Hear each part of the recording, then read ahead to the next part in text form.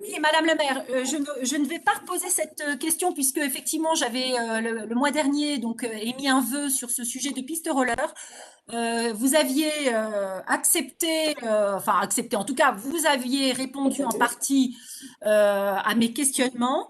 Je sais, j'ai cru comprendre il y aurait potentiellement une étude de la DEV sur la remise en état ou les possibilités de remise en état de cette piste de roller. Donc j'ai maintenu sous forme d'une question ce sujet de la piste de roller pour savoir si vous aviez du nouveau par rapport à cela.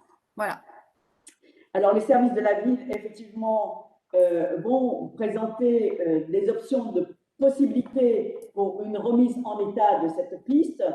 En fait, ils proposent de retirer le pavage présent au pied de l'arbre afin d'augmenter la surface perméable autour de lui, ce qui éviterait aux racines de s'étendre.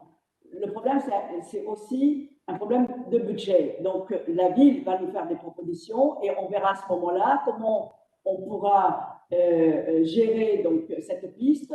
D'autant plus, comme je l'ai rappelé la dernière fois, cette piste est utilisée beaucoup par une association qui est l'AGF 8 et on a de plus en plus de familles qui nous font remonter leur mécontentement parce que cette piste ne doit pas être privatisée et elle a le droit de l'occuper. Il y a une autorisation qui a été délivrée en octobre 2020 qui précise que seule la moitié de la piste peut être occupée par l'association AGF 8 de 10h à 11h30 les dimanches, sauf durant les vacances scolaires.